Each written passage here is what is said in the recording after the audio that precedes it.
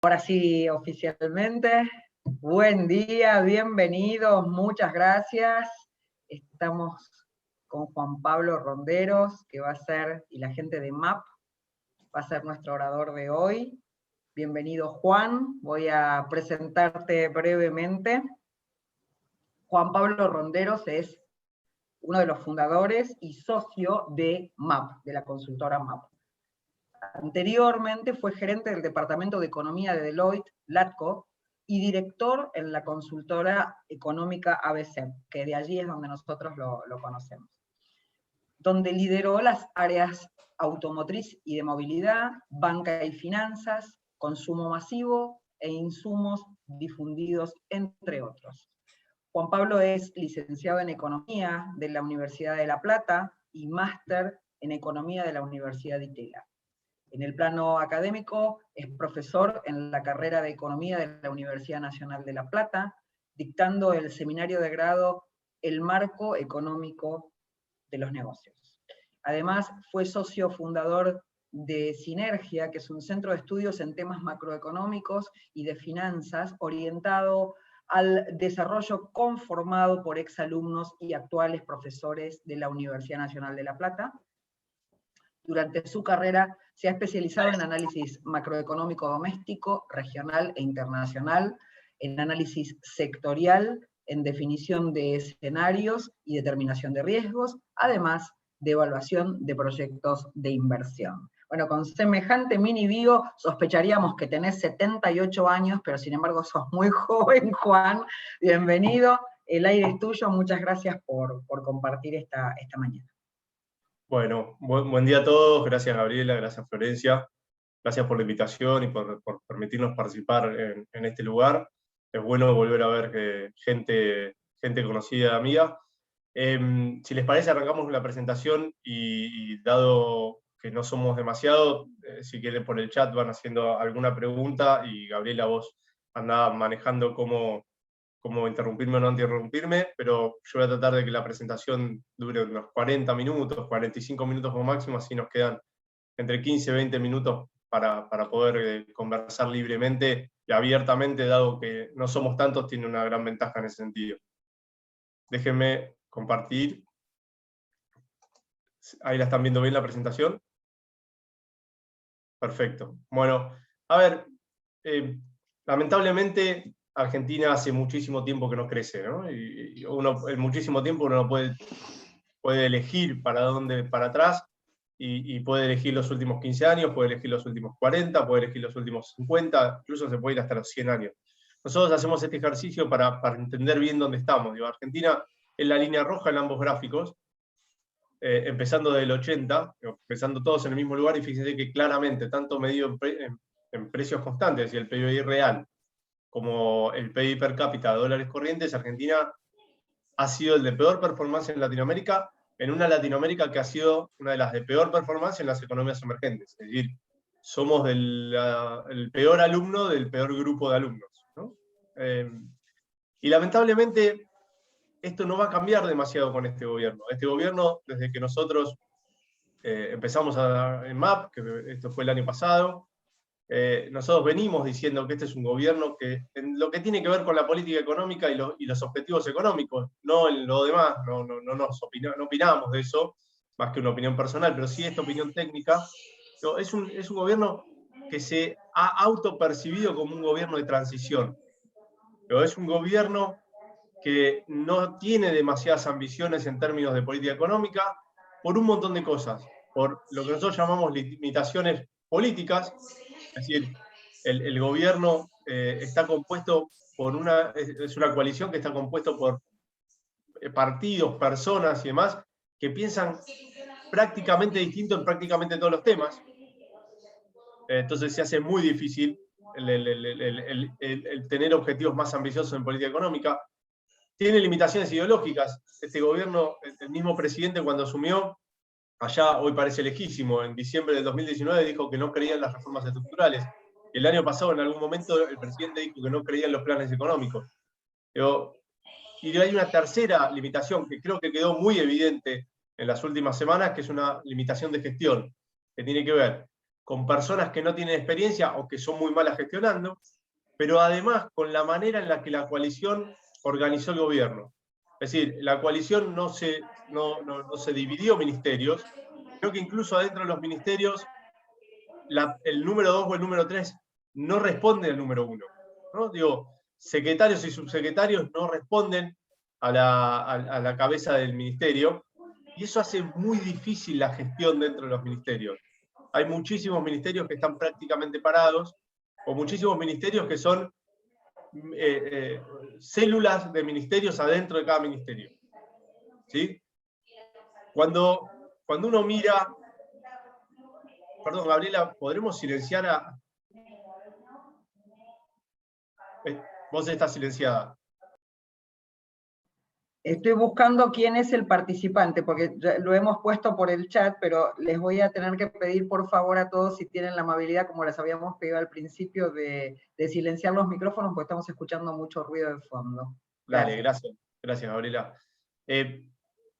Estas limitaciones, esta forma de gobierno se ve claramente también en el equipo económico.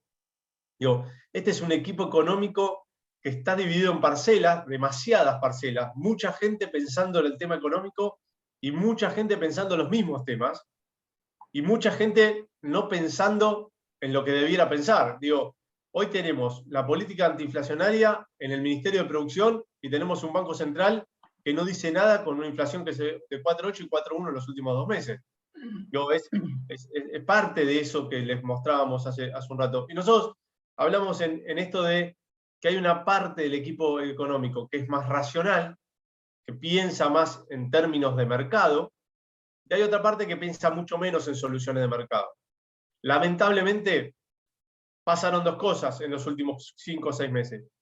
Primero, que la parte más racional, más de mercado del equipo económico se va circunscribiendo cada vez más solamente en el Ministerio de Economía, independientemente de lo que uno piense del Ministro de Economía y demás, que hoy el Ministerio de Economía pareciera ser la única isla donde se piensan soluciones de mercado, donde se piensan soluciones más racionales de política económica, y el resto del equipo económico empieza a ganar peso y empieza a ser más del grupo de lo menos racional o lo menos identificados con soluciones de mercado.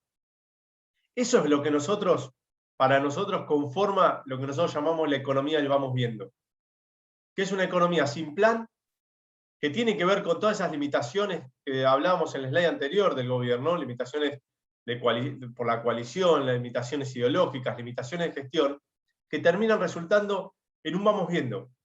El vamos viendo creo que aplica un montón de dimensiones de este gobierno, pero en el caso particular de la economía creo que está muy claro, con soluciones que son parches de mercado, pero muchísimas soluciones del día a día, ¿no? Tenemos inflación alta, nuevos precios cuidados. Tenemos inflación alta, cerramos las exportaciones de carne. Pero mientras tanto pasan cosas, como ahora vamos a ver, que son las soluciones que la economía necesita para empezar a encarrilar y estabilizar la macroeconomía. Entonces, empezamos a ver un mix de cosas que es lo que nosotros creemos que conforma esta economía del vamos viendo. En esa economía del vamos viendo nosotros estamos trabajando con 3 escenarios. Nuestro escenario central, que es nuestro escenario más probable, y acá las probabilidades nosotros no trabajamos, no es matemática, esto es para que ustedes entiendan más o menos dónde ponemos nosotros las ponderaciones, ¿no? Y dónde ponemos los riesgos. Nuestro escenario base es el escenario del vamos viendo, es un escenario donde conviven estas soluciones de mercado con soluciones menos de mercado, menos racionales, donde el acuerdo con el FMI es lo que cruza los 3 escenarios.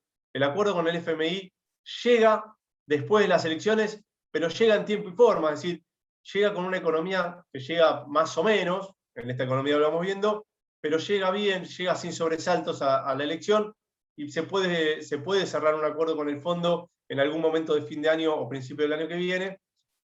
Y esa es una economía donde la economía se recupera, crece 6,5%, donde la inflación escala por encima del 45%, donde la devaluación está bien atrás de la inflación, un gap de 10% entre devaluación e inflación, y es una economía que con el cierre del acuerdo con el fondo en algún momento de fin de año o principio de año, le permite a la Argentina evitar la pared, evitar la crisis y empezar a crecer muy lentamente, pero crecer. Después tenemos un escenario más positivo, y esto hago una aclaración. Ninguno de nuestros escenarios es muy positivo. Nosotros trabajamos con la mediocridad como regla. Es decir, no vemos ningún escenario donde la Argentina salga disparada en términos de crecimiento y de solución de la inflación y de nuestros problemas en los próximos 5 años. Entonces, nuestro escenario más positivo es un escenario más positivo, pero no es tan optimista. Es un escenario que desde el afer entre el ministro de Economía y su subsecretario de Energía perdió prácticamente toda la probabilidad de ocurrencia. Es un escenario donde veíamos que el acuerdo con el FMI se hacía antes de las elecciones. Es un escenario donde se presenta un plan, porque el acuerdo con el FMI te exige tener ese plan, te permite tener mejores expectativas y te permite un ordenamiento de la macroeconomía más adelantado, más rápido que en el escenario del vamos bien. Paradójicamente, ese era un escenario donde la economía este año crecía menos, pero en los próximos años crecía más. Paradójicamente, la inflación y la devaluación eran más altas, pero después empezaba a caer más rápido. Y el paradójicamente tiene que ver con un ordenamiento en los números nominales y tarifas y demás, que hacía que todo se ordenara más rápido. Ese escenario perdió muchísimo peso en las últimas semanas. Y el que lo ganó, lamentablemente, es un escenario más negativo, que es un escenario que llamamos FMI postmercado, que es el escenario en el que el acuerdo con el fondo llega también después de las elecciones, pero llega en un mal timing. Digo, llega después de que el mercado se pone muy inquieto, llega un momento donde el mercado corre contra los activos argentinos, el gobierno es capaz de controlar el tipo de cambio oficial, es capaz de controlar la situación, pero ese brecha más grande, brecha parecida a septiembre-octubre del año pasado y demás, genera un daño sobre la actividad económica, genera un daño sobre los números nominales, sobre las expectativas, y es un escenario donde se crece menos este año, pero sobre todo los años que siguen.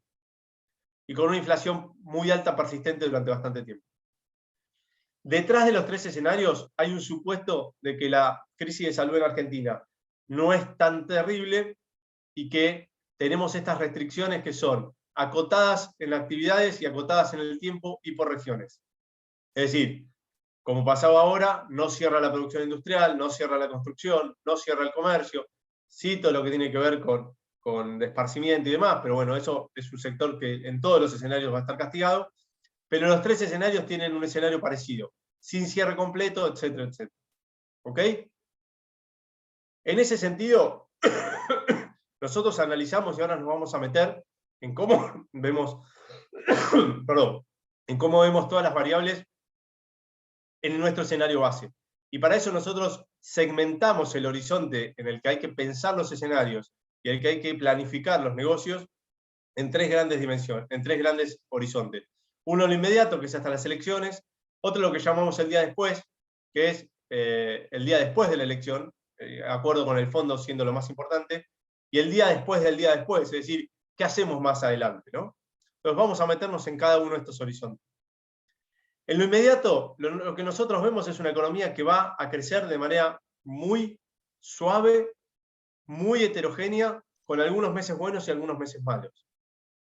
Tenemos que estar muy atentos porque vamos a ver comparaciones interanuales que van a estar volando. Digo, la construcción en marzo mostró un aumento de casi 100%, pero básicamente porque la base de comparación del mismo mes del año pasado fue pésima. Es decir, tenemos que entender que hay que mirar la actividad económica en el margen, tenemos que ver las series desestacionalizadas, también pensando que esas series desestacionalizadas pueden estar rotas, porque se rompió la estacionalidad en la Argentina de la pandemia, digo, no solamente en la Argentina, en todo el mundo. Digo, pasaron cosas el año pasado que no son las que pasan estacionalmente. Entonces, esto es una cuestión técnica, los factores con los que se desestacionaliza la serie puede ser que no estén mostrando verdaderamente esos efectos, pero hay que mirar las variables económicas, las variables de actividad económica en el desestacionalizado. Y fíjense cómo nosotros no vemos una recuperación demasiado importante, sino que vemos una economía planchada en lo que queda del año, de manera tal que en el 2021 no llegamos ni por asomo a recuperar los niveles del 2019. Lo segundo que vemos en este escenario base es un tipo de cambio prácticamente planchado, con una devaluación mensual de entre 2 y 2,5%, con una inflación que va a seguir muy alta, por arriba del 3%, los próximos 3 meses, y que después va a ir bajando un escalón, pero hasta acomodarse en un promedio de 2,5% en los últimos 4 o 5 meses del año, con una brecha que se va a mantener entre 60 y 70% todo el tiempo, con algunos días de muchísimo ruido, quizás más cerca de las elecciones, y quizás con alguna medida como la que está tomando el gobierno con el cierre de exportación de carne que genere mucho ruido en el mercado. Digo, vamos a convivir en esta economía del vamos viendo con muchísimo ruido, pero en términos generales una economía con muy alta inflación, con un tipo de cambio muy planchado y con una brecha que va a reflejar la volatilidad y los miedos del mercado. ¿Cuáles son las cosas que tenemos que mirar para poder seguir creyendo que el escenario base, este escenario que vamos viendo, es nuestro escenario más probable y es el que está ocurriendo? Lo primero que tenemos que mirar como en nuestro tablero de control es qué pasa con la liquidación de divisas. Como ven en esta línea rosa o roja, la liquidación de divisas en los primeros meses del año fue fenomenal. Pero en la comparación con el año pasado es casi un 95% de incremento. Mucho tiene que ver con los precios, pero también tiene que ver con algunas decisiones de los productores de anticipar la liquidación, dado los miedos que tienen sobre las restricciones, los miedos que tienen sobre mayores impuestos, a retenciones a la exportación, etcétera, etcétera. Pero sin duda es lo que nos va a pasar, y tenemos que empezar a pensar cómo va a reaccionar el gobierno en los próximos meses. Sin dudas es que esta curva va a seguir creciendo, pero por cuestiones estacionales, desde agosto o septiembre, esa curva se va a planchar. Estacionalmente, agosto o septiembre es el mes en el que empieza a caer la liquidación de divisas, y eso genera que la economía se seque de divisas y genera el momento más álgido para el Banco Central en términos de el manejo y la gestión de las pocas divisas que hay en la economía. Entonces, primer variable a monitorear es qué pasa en los próximos meses con las divisas, pero sabiendo que desde agosto, desde julio, agosto o septiembre, las divisas van a caer. Lo segundo que tenemos que monitorear es qué hace el Banco Central con las divisas que está comprando. Si uno mira lo que pasó en los primeros 3 meses del año, el Banco Central compró muchísimas divisas, pero en los primeros 3 meses del año no acumuló reservas. Las divisas que compró las usó para pagar deuda, que es lo que hacen todos los gobiernos, y está bien. Digo, el Tesoro le compra divisas al Banco Central para poder afrontar sus pagos, pero hay un montón de situaciones que no entendemos dónde están esos dólares. Y esos dólares, digo, la presunción que tenemos es que se usaron para mantener lo que nosotros llamamos todo el primer trimestre, que era la tensa calma en el mercado cambiario. Es decir, intervenir en los mercados tipo de cambio libre para que la brecha se mantuviera y que todos tengamos la sensación de que el mercado cambiario no era un tema en los primeros meses del año. Afortunadamente, desde fines de marzo, desde comienzo de abril para acá, el Banco Central ha cambiado su estrategia y ha comprado muy fuerte muchos dólares, pero las reservas han empezado a crecer de manera contundente. Fíjense cómo desde el 31 de marzo al 14 de mayo, que es el último dato disponible oficial del Banco Central, las reservas crecieron casi 1.500 millones de dólares. Es decir, hay un cambio de estrategia del Banco Central que empieza a acumular reservas, tanto brutas como netas, y netas de oro. Es decir, ha habido una recuperación importante de las reservas por parte del Banco Central. Una de las cosas que tenemos que mirar es si este cambio de tendencia que sucedió en abril sigue manteniéndose en los próximos meses, porque esto es fundamental para ver cómo va a gestionar el mercado cambiario el Banco Central cuando en julio, agosto o septiembre la liquidación de divisas empieza a caer y ya no haya tanta oferta de mercado, y la oferta de mercado la tenga que poner el Banco Central para poder controlar el tipo de cambio oficial y o las brechas. ¿Ok?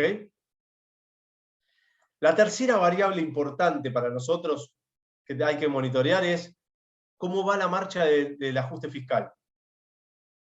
Digo, detrás del ataque de parte de la coalición al ministro de Economía está esta dinámica de los números. Fíjense cómo los ingresos totales crecieron en los primeros 3 meses del año sistemáticamente por encima del gasto primario. Los ingresos crecieron en términos reales casi 11%, el gasto primario creció menos del 1% en términos reales.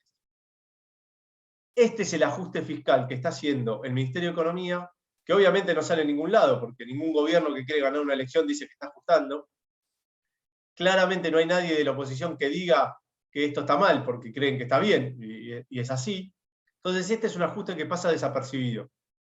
Es un ajuste donde el gasto social, donde las jubilaciones caen 6% real, es un ajuste donde se posponen mucho gasto público corriente. No, es un ajuste que está sucediendo. Este ajuste que está sucediendo para nosotros en MAP es una de las razones principales, junto con la liquidación de divisas, para que hayamos llegado a este momento del año sin tensiones en el mercado cambiario y sin tensiones en la economía, más que la que tenemos todo el tiempo, ¿no? Digo, estamos hablando de una economía que no es normal, que no es estable, que no es tranquila, ¿no? Un derivado de este ajuste fiscal que está haciendo el gobierno es la excelente performance que está teniendo la Secretaría de Finanzas a la hora de hacer rollover de la deuda en pesos. Fíjense cómo a lo largo de todo el final del año pasado y a principios de este año, el Tesoro ha logrado un rollover de su deuda en pesos por encima de la que necesitaba. Y eso ha permitido que la emisión del Banco Central para financiar al Tesoro haya sido menos de un tercio que la misma del año pasado en términos nominales. En términos reales esta caída es mucho más grande. Es decir, el Tesoro Nacional necesitó del Banco Central asistencia por 190.000 millones de pesos, cuando el año pasado, en el mismo periodo, había necesitado 622.000 millones de pesos. Esto es parte de lo bien que se está haciendo algunas cosas en términos de esa parte del equipo racional, o la parte más racional del equipo económico. Mientras esto suceda, vamos a tener cierta tranquilidad, vamos a tener la brecha cambiaria tranquila, etcétera, etcétera. El problema es que los próximos meses son muy desafiantes. Esta semana tenemos un vencimiento de 300.000 millones de pesos el viernes. Digo, el vencimiento más grande para una semana que está enfrentando el equipo económico. Pero esos vencimientos también en los próximos meses son muy altos. Es decir, en los próximos 5 meses el Tesoro tiene que hacer un rollover sobre 1.4 billones de pesos. Billones de pesos españoles, ¿no? No billones de pesos americanos. 1.4 trillones en dólares. Perdón, en inglés. Digo, en un momento donde además el Banco Central todos los meses tiene que hacer un rollover sobre el stock del ELIX de 2 billones de pesos. Es decir, en un mercado financiero muy chiquito, el Tesoro tiene que, en los próximos meses, tiene que salir a buscar un rollover de 1.4 billones de pesos, más las necesidades de financiamiento nuevas que tiene por el déficit, en un ambiente donde el Banco Central tiene que hacer rollover todos los meses de 2 billones de pesos. Es decir, la liquidación de divisas, ¿qué hace el Banco Central con las divisas? Los números fiscales y la estrategia de financiamiento de esos pesos es fundamental para entender si vamos a transitar los próximos meses hasta la elección de manera más o menos ordenada. Por ahora, nosotros creemos que el gobierno tiene la capacidad para enfrentar cualquiera de estas variables clave, pero hay que seguirlas todo el tiempo. La otra variable, obviamente, tiene que ver con lo sanitario, tiene que ver con la salud. Argentina hoy ha logrado vacunar con al menos una dosis al 18% de la población. Se supone que de acá a junio van a llegar entre 5 y 10 millones de vacunas adicionales. Eso permitiría poder pegar un salto hasta los 25% de la población. Todavía estamos lejos de estar en esta inmunización generalizada, pero digo, esta es otra variable clave, porque donde esto empeore y donde haya que meter más restricciones, y esas restricciones alcancen a la producción, esas restricciones alcancen al comercio, donde haya más ruido y haya más necesidad de tener que volver a implementar el IFE, volver a implementar más ayuda social, todas esas tensiones podrían generar ruido en las variables anteriores que estuvimos mirando. La otra gran variable que hay que monitorear es cómo le va al gobierno en términos de chances de ser competitivos en la elección. Estos son números de Isonomía. Isonomía son nuestros socios en términos de opinión pública. nosotros trabajamos con los números de ellos, y fíjense algunos datos que a nosotros nos parece importante resaltar. El 75% de las menciones de manera espontánea de la opinión pública, cuando se le pregunta sobre problemas personales, refieren a cuestiones económicas, particularmente con la inflación. Es decir, la economía hoy ya está en el centro de la escena electoral. El gobierno ya no es solamente salud. El gobierno necesita mostrar resultados en el frente económico para poder ser competitivo electoralmente. Digo, con personas que hoy están diciendo que su situación personal en 2/3 de los casos está peor que el año pasado, y con personas que creen que el gobierno ha perdido total capacidad para controlar la inflación. Cuanto más empeoren estos números, más irracional va a ser la respuesta del gobierno en términos económicos. Digo, más restricciones en términos, restricciones de exportaciones, más precios cuidados, más intervención en el mercado vamos a ver de cara a las elecciones. Por suerte para el gobierno, y por suerte para este riesgo, el gobierno sigue siendo competitivo en la elección. Digo, cuando hoy la economía le pregunta a los encuestados a quién votarían por espacio, hoy el gobierno saca 26% de las menciones, Juntos por el Cambio saca solamente el 23% y hay un 30% que no sabe quién va a votar o directamente no va a votar. Es decir, el gobierno es competitivo electoralmente a pesar de sí mismo, pero gracias a la oposición. La oposición no está acertando en la agenda de la ciudadanía. Porque con un gobierno, con esta crisis, con estos problemas internos, con esta inflación, con esta actividad económica, con esta pandemia, una oposición más o menos organizada y bien diseñada debería estar ganando tranquilamente la elección. Estos números, de cara a nuestros escenarios, son positivos, porque mientras el gobierno siga siendo competitivo, la parte más irracional del equipo económico no va a tener excusas para actuar de manera más contundente. ¿Sí? Es decir, en términos de nuestros escenarios, esto es una buena noticia. Pero es una variable que hay que mirar, porque cuanto menos competitivo sea el gobierno, más irracionalidad vamos a ver en el corto plazo. Dicho eso, una vez que lleguemos a la elección, y que esa elección sea más o menos competitiva para el gobierno, lo que hay que plantear es qué pasa el día después. Y el día después es necesariamente el fondo. ¿Por qué necesariamente el fondo? El fondo es importante por dos cosas. Primero, porque no le podemos pagar. Claramente Argentina no está capacitado para pagar 18.000 millones de dólares en el año que viene. Y segundo, porque el fondo nos tiene que dar el plan económico que este gobierno no nos ha sabido dar. Es el plan económico que el gobierno no quiso, no pudo o no cree darnos, va a tener que aparecer con el fondo. Y esa es la mejor contribución que nos puede dar el fondo. ¿Por qué nosotros creemos que va a haber acuerdo con el fondo? Porque hoy estar en default con el fondo es parecerse a Sudán y Somalia, los únicos casos que hoy están en default con el fondo. Y porque hoy el costo geopolítico, financiero, en términos de inversión, de estar en default con el fondo es fenomenal.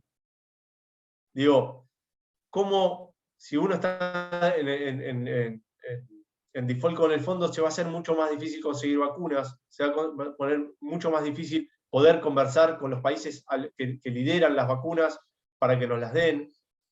Es imposible conseguir financiamiento de otros organismos internacionales si uno está en default con el fondo. Es imposible que muchos países vengan con financiamiento a sus empresas para generar alguna obra pública grande, como puede ser represas y demás que están dando vuelta, energías renovables. Digo, estar afuera del fondo es casi imposible. Lamentablemente, con un gobierno donde la coalición está muy tensa y donde hay una parte más irracional en términos políticos de la mirada, no podemos descartar que no haya acuerdo con el fondo, pero hoy nosotros estamos trabajando en todos escenarios donde el acuerdo con el fondo está incluido.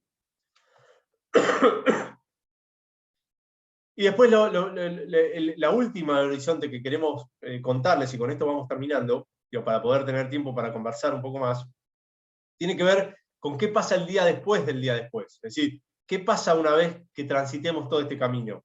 ¿Qué pasa cuando lleguemos a la elección, como dice nuestro escenario base, con una economía muy mediocre, pero lleguemos? ¿Qué pasa cuando cerremos el acuerdo con el fondo? Si es que ese supuesto se mantiene. Lamentablemente nosotros no estamos siendo, como les dije al principio, muy optimistas respecto a la recuperación de la economía argentina muy fuerte en los próximos meses. En los próximos años. ¿Por qué? Porque para nosotros el único motor que va a funcionar es el motor del consumo. Y un motor del consumo que además va a andar a media máquina. Es un motor del consumo que va a tener que traccionar una economía donde el poder adquisitivo perdió 20% en los últimos 3 años, donde se perdió el 4% de los empleos y no se van a recuperar tan rápido, donde el gobierno va a intentar poner plata barata en el bolsillo de la gente, pero no le va a salir tan fácil, porque la inflación de un paso más está en un escalón más arriba. Entonces, el consumo va a ser un buen motor de crecimiento, pero no va a ser un gran motor de crecimiento. Mientras que la inversión va a seguir siendo, por lo menos en los próximos 5 años, un motor apagado en Argentina. ¿Por qué? Porque el mercado empieza a ver que el tiempo que el gobierno está comprando en términos de vencimientos de deuda, no lo está utilizando para agrandar la torta y llegar mejor preparados para pagar en el 2025 o 2026 los vencimientos que tenemos que enfrentar. Entonces el mercado ya está castigando a los activos argentinos con rendimientos muy altos, y ese rendimiento muy alto significa tasas de descuento muy altas para los proyectos de inversión en Argentina. Entonces casi ningún proyecto de inversión en Argentina es viable económicamente. Incluso, ¿y por qué hablamos de 5 años? Porque incluso si este gobierno cediera el gobierno a otra administración que fuera más promercado, la experiencia del gobierno anterior nos indica que necesitas por lo menos 2 años para poder volver a empujar la inversión. Esa lluvia de inversiones de la que se hablaba mucho en la administración pasada, es lógico que no haya llegado en los primeros 18 o 24 meses del gobierno, porque las decisiones de las empresas, sobre todo las multinacionales, no son de un día para el otro. Las decisiones de inversión en países como los nuestros tardan entre 2 y 24 meses en concretarse. Y ese es los 2 años adicionales que ponemos por encima de esta administración para no pensar que la inversión va a ser un motor de crecimiento en los próximos años. Dicho eso, como les contaba, nuestros escenarios son muy mediocres. Fíjense cómo en nuestro mejor escenario, que es el escenario del FMI adelantado, que prácticamente no tiene probabilidades para nuestra forma de mirar los escenarios hacia adelante, la economía recupera el PBI del 2019 en algún momento de fines del 2022 o principio del 2023. Y recupera el nivel de 2017, que es el nivel más alto que se alcanzó en los últimos 15 años, en algún momento del 2024 o 2025. Es decir, la economía argentina está prácticamente igual que en el 2011, en el 2025 en nuestros mejores escenarios. Una economía prácticamente estancada, una economía con muchísima inflación. Fíjense que en nuestro mejor escenario la inflación está en torno al 20% en el 2025. Es decir, es una economía muy mediocre, pero es una economía que alcanza para no pegarse contra la pared. No más que eso. ¿Ok? Esta economía es una economía que no da oportunidad de negocio, no, para nada. Esta es una economía que da muchísimas oportunidades de negocio. Lo que pasa es que para entender las oportunidades de negocio en Argentina hay que ser muy quirúrgico. Hay que entender muy bien dónde poner el foco. Y nosotros hablamos de 4 heterogeneidades para hacer buenos negocios en Argentina. Entender 4 heterogeneidades para nosotros es fundamental para poder elegir dónde poner el foco en el desarrollo de negocios. La primera heterogeneidad tiene que ver con la heterogeneidad provincial, la heterogeneidad por regiones en la economía. Ahora nos vamos a meter, no todas las provincias tienen la misma estructura social, la misma estructura de consumo, y no están todas performando igual en lo que va de la recuperación, en lo que esperamos que sea la recuperación. La otra heterogeneidad tiene que ver con lo sectorial. No todos los sectores se están moviendo igual. La otra heterogeneidad tiene que ver con lo intersectorial. No todas las empresas de un sector ganador son ganadoras, y no todas las empresas de un sector perdedor son perdedoras. Y una cuarta heterogeneidad tiene que ver con la heterogeneidad intertemporal. Los sectores que ganan hoy pueden ser los que no ganan el semestre que viene o el año que viene. Déjenme meterme en cada una de heterogeneidad y con esto terminamos. ¿Por qué decimos heterogeneidad sectorial? Fíjense, este es nuestro mapa de calor de la recuperación de la actividad provincial, provincia por provincia. Detrás de esto hay entre 8 y 12 variables asociadas al consumo o a los números fiscales de las provincias, o alguna variable relacionada con la actividad económica. Fíjense cómo no todas las provincias están recuperándose de la misma manera y no todas las provincias se recuperan de manera homogénea. Algunas crecen mucho, después empiezan a desacelerarse. Pero es muy, muy heterogénea esta recuperación. Cuando uno mira qué cosas están detrás de esta recuperación heterogénea, empieza a darse cuenta que no todos tienen una misma perfil de empleados. Fíjense como provincias como Catamarca, Formosa, La Rioja, tienen hasta 200 empleados en el sector público por cada 100 empleados privados registrados. Es decir, las cosas que se venden en ese lugar tienen un perfil de gente diferente a lo que se vende en Ciudad de Buenos Aires, Santa Fe, Córdoba, provincia de Buenos Aires, que tienen muchísima menos cantidad de empleados públicos en términos generales. Pero también, cuando uno analiza variable por variable, y acá ponemos un ejemplo de cada una de las variables, de algunas de las variables que están detrás y las ranqueamos, digo, fíjense cómo no todas las provincias están reaccionando igual en términos de consumo. Digo, provincias como Santiago del Estero hoy están liderando la recuperación, cuando uno mide la recuperación de consumo en supermercados, motos, de autos, digo, y hay otras provincias que no están performando tan bien. Entender estas heterogeneidades es fundamental a la hora de saber dónde hay que ir a tocar las puertas para vender. Ya seas una empresa de consumo masivo, ya sea una empresa de seguros, una empresa de cualquier tipo, un banco, entender esta heterogeneidad es fundamental a la hora de planificar el año. Otra de las cosas que está detrás de esta heterogeneidad provincial es la heterogeneidad sectorial. Esto es nuestro monitor de todos los sectores que componen el EMAE y el IPI, o sea, el PBI mensualizado de Argentina y el índice de producción industrial. Y fíjense cómo no todos los sectores están recuperándose de la misma manera. Y si nosotros, estas son nuestras proyecciones, sector por sector, fíjense cómo muy pocos son los sectores que logran recuperar el nivel prepandemia en el 2021, y muchos de esos sectores en realidad todavía están bien por debajo de los niveles del 2017, que fue el momento, el PBI más grande de Argentina en los últimos 15 años. Es decir, entender esta heterogeneidad sectorial es fundamental. Y hacia adentro de cada uno de los sectores también es fundamental, porque no es lo mismo ser un autopartista de una terminal que está ganando que ser un autopartista de una terminal que no está ganando. Para poner un solo ejemplo de un sector que es uno de los que más se va a recuperar este año. ¿Sí? Y la última heterogeneidad tiene que ver con la heterogeneidad temporal. Estos son todos los sectores que nosotros analizamos en nuestro informe trimestral de sectores y de perspectivas de sectores. Y fíjense cómo algunos sectores a los que no creemos que tengan una excelente recuperación en los próximos pocos meses, sí tienen una buena perspectiva para el 2022 y son sectores sustentables. En cambio, otros sectores que les está yendo muy bien en los próximos 18 o 24 meses, son sectores que tienen una señal de alerta en términos de sustentabilidad. Todas estas heterogeneidades lo que hacen es darte un mapa de calor de la Argentina. Este es el mapa de calor del 2021, este es el mapa de calor del 2022, en función de qué sectores hay en cada provincia, de cómo creemos que van a performar la creación de empleo, la recuperación del poder adquisitivo y demás. Para nosotros poder construir estos mapas de calor en función de esas heterogeneidades, y es en función de los escenarios macroeconómicos, es fundamental para hacer buenos negocios en Argentina. Cumpliendo con los 40 minutos, creo que van 39, así que con esto abro a que conversemos sin ningún problema. Pero un lujo, Juan, lo mediste con reglas a esto.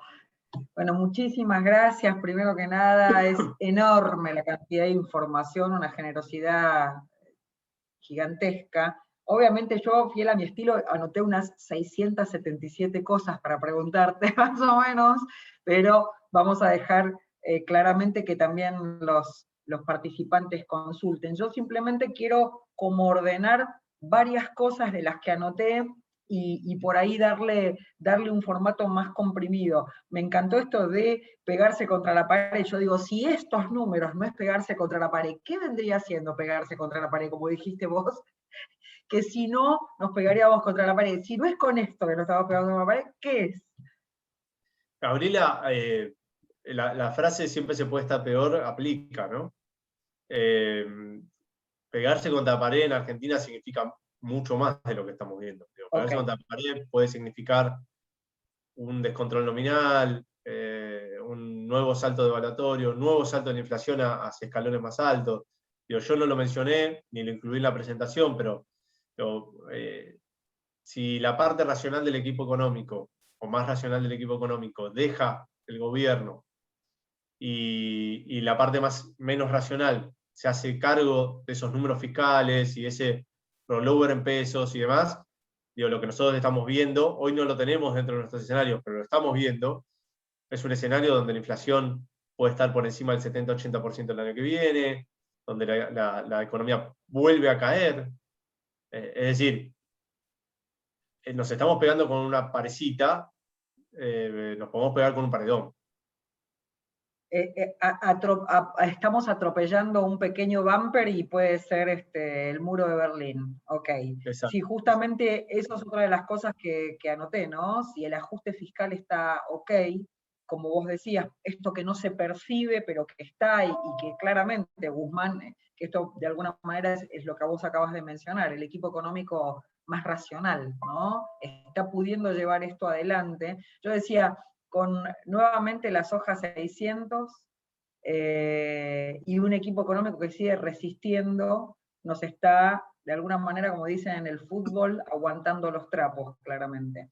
Bueno, yo tengo un montón más de acotaciones, no te voy a usar tanto, porque si no sería una charla, un diálogo. Quiero dejarle abierto a todos los que están por allí, que son ejecutivos.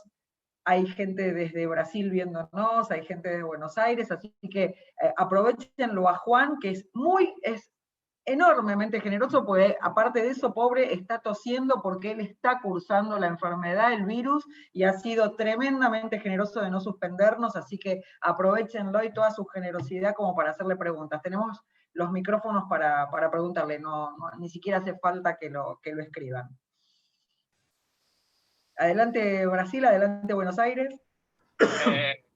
Buen día, excelente la charla, Juan Pablo, te felicito por eso.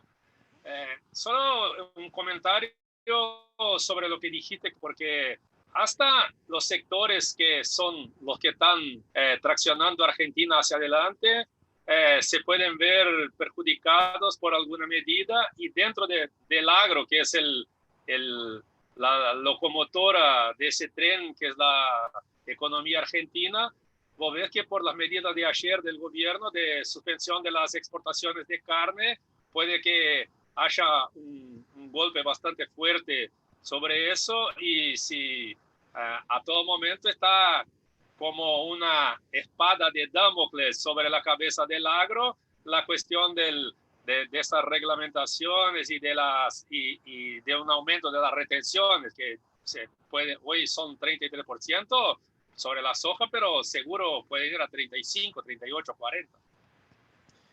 Claudio, efectivamente, vos pusiste el caso del agro, y creo que hoy el gobierno está empezando una escalada con el agro que no le hace bien a nadie, ni al gobierno, ni a la Argentina, ni demás. La verdad, no creo que vaya a suceder la escalada, o sea, no vaya a seguir creciendo esa escalada, pero si los números de la inflación no empiezan a ceder, ese tipo de medidas que no tienen sentido, pero que el gobierno necesita decir que está haciendo algo, aunque todos sabemos que es hacer nada, van a seguir pasando. Pero no es solamente con el agro. Cualquier sector que tenga regulación del gobierno, y creo que aquellos que estén más asociados con la inflación, con el efecto en la calle, van a ser los más amenazados. Es decir, paradójicamente, sectores muy regulados como la minería, como no tienen efecto sobre el consumidor en el corto plazo, quizás pasen más desapercibidos, a pesar de que tienen más riesgos regulatorios. y sectores como alimentos, bebidas, energía y demás tengan más riesgos a pesar de que son menos regulados en términos estructurales, ¿no? Por eso yo les decía que mientras el gobierno sea competitivo, la racionalidad versus irracionalidad va a estar compensada. Cuanto menos competitivo sea el gobierno electoralmente, más irracionalidad vamos a ver. Y dice menos irracionalidad el espada de Damocles que vos estás mencionando. Gracias, gracias Claudio y gracias Juan. ¿Contestado, Claudio? Sí, perfectamente. Okay. Estoy 100% acorde a la opinión de Juan.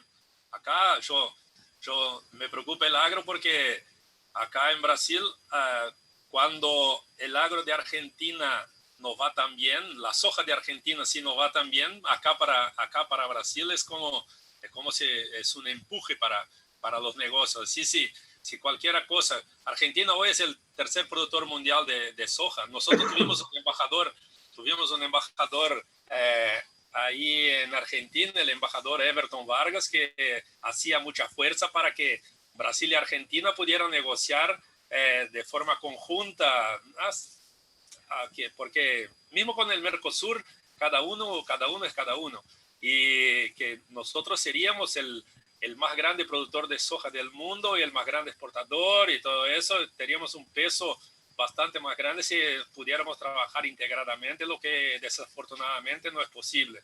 Pero acá, si la gente ve que para la próxima campaña Argentina no va a estar tan firme, que la producción pueda caer por aquella medida, para acá, por cierto, es un empuje. Nosotros venimos de un 2021 buenísimo con la soja acá, y porque se conjugaron tres factores que casi nunca están juntos, que fue la formación de todo lo que fue la campaña, fue con un dólar bastante más bajo, y ahora la cosecha fue espectacular y el dólar arriba y los precios de las commodities muy arriba. Así que este fue un año que para no olvidar jamás acá en Brasil. Entonces, y la gente quiere ver si puede repetir el año que viene, pero para eso depende un poco de Argentina. Si uno mira de acá a la gente, los productores de Brasil tienen dos sentimientos con eso. Uno que, sí, cuidado porque acá puede pasar lo mismo. Y el otro es si les va mal, acá en el corto plazo se puede ir bien. Hashtag todos a Brasil, Juan Pablo. Anda mirando, capaz Claudio te puede hacer un lugar por allá. Por suerte tengo mucha gente amiga en San Pablo, tengo mucha gente amiga, porque hasta la pandemia iba 3 o 4 veces al año allá a visitar clientes y gente amiga, así que tengo mucha gente amiga. Bueno, la próxima entonces vamos a hacer una charla más específica con comparativos de los números. Bueno, ¿tenemos alguna otra pregunta o acotación por ahí, sugerencia, idea, dudas? No, yo tal vez, hola Gaby, ¿cómo andás? Juan, Hola, Seba. Impecable la charla. A ver, lo que me surgía, a ver, respecto al escenario macroeconómico, lo que vos contabas, digamos, de que todos los escenarios dan por hecho el acuerdo con el FMI, digamos, a ver, y qué incidencia le ves al estado de la economía norteamericana, digamos, ¿no? Que hoy por hoy está con una inflación, digamos, rarísima, digamos, a la que no estamos acostumbrados, que también, a ver, nos cambia un poco los escenarios de predicción que uno estaba acostumbrado a mirar, digamos, ¿no? Que si le ves alguna incidencia o cómo juega para ustedes esa nueva variable, digamos, ¿no? En el tablero. Es muy buena la reflexión, Sebastián. Obviamente que por una cuestión de espacio nos enfocamos más en Argentina, pero a ver, lo que pasó la semana pasada en Estados Unidos con el dato de inflación y demás sorprendió a todo el mercado. Por ahora, por lo menos todo lo que leí yo, por ahora el mercado sigue creyendo que el único efecto es adelantar la decisión de la FED de empezar a aumentar las tasas, pero no acelerar. Es decir, no ver un proceso de ajuste muy acelerado de tasas de interés en Estados Unidos, sino que lo que la Fed venía diciendo que puede ser dentro de 12 a 18 meses, sea un poco más corto ese plazo, pero el mismo proceso suave. Mientras el proceso sea suave, los emergentes no van a sufrir tanto. El problema empieza cuando el proceso es muy rápido. Cuando el proceso es muy rápido, ahí los emergentes, por experiencia, se secan y ahí tenemos un golpazo. Por ahora, por lo menos lo que yo estuve leyendo, Sebastián, ¿no? Y hablando con gente que sigue más el mercado financiero día a día y demás, por ahora el efecto es, ok, quizás ese ajuste venga un poquito más adelante, empezás a reacomodar carteras, un poco eso pasó con muchas acciones, sobre todo tecnológicas, que venían volando. Pero me parece que hoy sigue predominando la buena noticia de que Estados Unidos es una tromba, que crece de una manera fenomenal, a la inflación. Y que la inflación todavía, si bien se metió en un terreno ya amarillo anaranjado, Para los da la números de sensación, ellos, digamos, ¿no? sí, sí, sí. Claro. En los términos de que ellos, la Reserva Federal no tiene un target explícito, pero más o menos siempre se dice que es entre 2 y 3%, ahí ya se empieza a sentir incómodo, ¿no? Y arriba de 3 ya está incómodo. Y eso es lo que está pasando. Entonces, en ese sentido, creo que un poco de la fiesta financiera se va a ir aplacando, pero me parece que la economía global y particularmente los emergentes todavía en este escenario están protegidos. Digo, la semana pasada Uruguay colocó, el mismo día que salió el tema de la inflación, colocó deuda a 10 años a 2,5%, y colocó deuda en moneda local a 10 años a 8,5%. El día que salió el dato de inflación. Con lo cual, digo, es un pequeño ejemplo, no alcanza para dar una tendencia, pero es un ejemplo en lo que yo te digo. Mientras la decisión de la Fed solamente se adelante y no se acelere, digo, no se haga más profunda o más vertical la curva de ajuste, creo que los emergentes van a estar bien. O sea, todavía no llega a mover el amperímetro, digamos, de cómo se está dando la tendencia. Digamos. O sea, hay que seguirlo claramente. Pero, ok, perfecto. Exacto. Prendió una señal de alerta muy grande. Me parece que todavía no es más que eso, una señal de alerta. Ok. Gracias, Juan, perfecto. A vos. Un lujo. Bueno, divino el comentario, porque a veces uno en tanto conflicto y tanto mar picado interno va perdiendo de vista este tipo de variables de contexto que son fundamentales. No sé si tenemos alguna otra pregunta, estamos con tiempo todavía. Gaby, ahí, ¿qué tal? ¿Todo bien? Buen día a todos. Buen día, Juan Pablo. Juan Pablo, una pregunta. Yo soy Otacílio de Banco Patagonia. Vos dijiste ahí del tema ese de que van mirando un poco los datos de elección, ¿no? La popularidad para ir tomando las decisiones. Más allá del tema de control de precios o, no sé, restricción a exportaciones para que haya una mejor regulación de la oferta sobre la perspectiva del gobierno, ¿deberíamos esperar algo para este año todavía que traiga algún efecto positivo sobre la inflación, que no tenga que ver con medidas más intervencionistas, digamos, o no? ¿Deberíamos esperarlo para después de las elecciones solamente? Mira, nosotros sí creemos que en algún momento próximo debería haber un aumento de tasas de interés de las colocaciones del Tesoro y algo del Banco Central. No lo que uno esperaría que suceda, porque las tasas de interés con el salto inflacionario, por más que aumenten, van a seguir en terreno negativo, pero creo que hay que monitorear la colocación de mañana del Tesoro, pero creo que va a haber otra validación de aumento de tasa de interés, y esa validación va a ser paulatina y lenta, pero va a ser, porque el mercado ya se la está exigiendo. Y creo que lo mismo va a pasar con el Banco Central. Un Banco Central que no tiene estrategia contra la inflación. Hoy, digo, la estrategia contra la inflación está en el Ministerio de Producción. Pero esas cosas que pasan en Argentina, ¿no?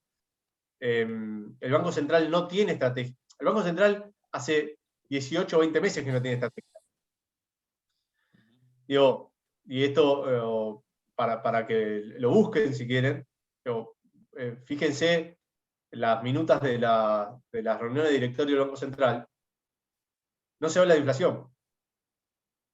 En una economía que tuvo 4,8 en marzo y 4,1 en abril. Pero bueno, aparte de la anécdota, que si lo pueden buscar en las minutas y van a ver que no se habla de inflación, yo sí creo que va a haber un pequeño ajuste de tasa de interés, acompañado de todas esas cosas que se hacen en estos casos, que es exigirle a ustedes los bancos que presten al sistema productivo argentino y te van a usar el famoso inciso MK, o ya no me acuerdo cuál es. Lo mismo con las compañías aseguradoras. Ese tipo de cosas van a estar acompañadas, pero sí creo que va a haber algún ajuste de la tasa de interés, y creo que vamos a seguir viendo ajustes en los agregados monetarios, que eso sí está sucediendo. Hoy los agregados monetarios están creciendo muy por debajo de la inflación.